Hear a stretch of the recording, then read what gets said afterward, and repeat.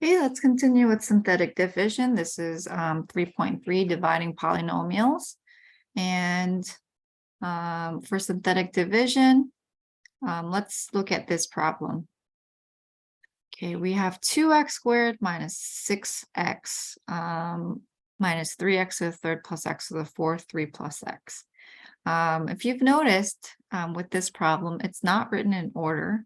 And by that, we mean the powers are not decreasing from highest to lowest. So first, let's rewrite it so that we have first the x to the fourth term. And then we're going to do minus 3x to the third. And then we have the 2x squared. And then this minus 6x. Because it doesn't have the constant term, we're going to add a 0. And 3 plus x, let's rewrite it as x plus 3. Okay, so first we write it in order from the highest exponent to the number, from left to right. And then with synthetic division, you take your denominator, x plus 3, set it equal to 0, and solve for x. And so we can do that by subtracting 3, and our x value is -3. What that is going to do is that's going to become our number that we're going to use in the synthetic division. I call it the corner number. And so you place it in this corner. And then what you're going to do to set it up is write the coefficients of your numerator. So the coefficients are 1, this -3, this 2, this -6, and 0. Notice how I'm leaving some space in between those numbers. Okay, now what we do is we bring down the first number without doing anything to it. And then we're going to multiply -3. 1 times -3, and that's going to go here. You're going to do 1 times -3. That's -3. And then we add -3 plus -3 is -6. And then you're going to multiply your corner number again times -3. That gives us positive 18. Add gives us 20. And then you're going to multiply -3 again.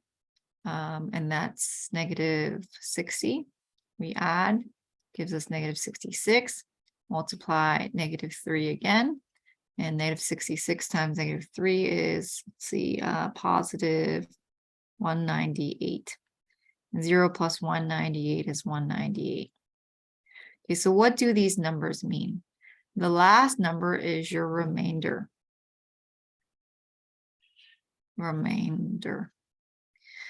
And this number is your constant term, or the number that's by itself. 20 is your x term. This is going to be your coefficient for x squared. And this is going to be your x to the third. And so our answer to this division problem is 1x to the third minus 6x squared plus 20x minus 66 plus a remainder of 198 over x plus. One thing to notice is if we started with the fourth, because you're dividing an x out, your solution is going to be 1 power less than what you started with. So x to the third. Okay, let's do one more example for synthetic division. We have x to the fifth plus 2x to the third minus 3, and then we divide by x minus 1. Again, first check to see that your powers are decreasing from left to right in order, and that you have all the terms. It does look like it's in order, x to the fifth, but it's missing the x to the fourth term, so we're going to put a 0 for that.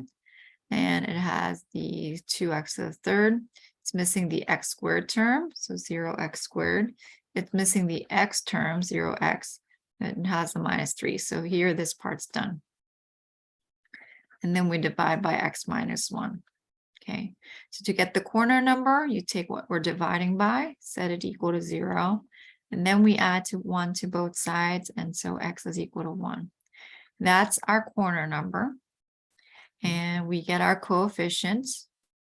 Here 1, and then 0, the 2, the 0, the 0 again, and -3.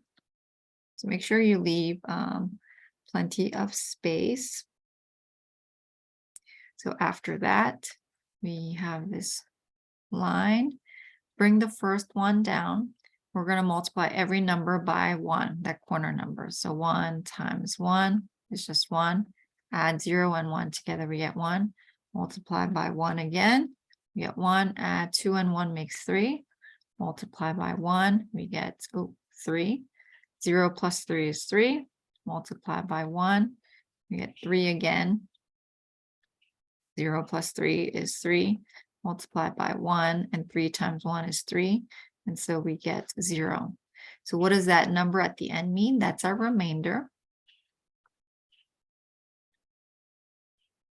This is just your constant term on the number at the end. This is our x term, our x squared term, our x to the third, and x to the fourth, because we started with x to the fifth, and it's always one less.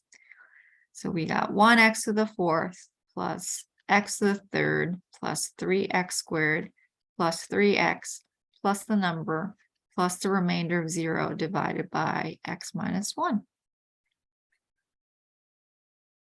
Okay, so we've just looked at 2 problems, synthetic division. The next video we'll continue with is the factor theorem.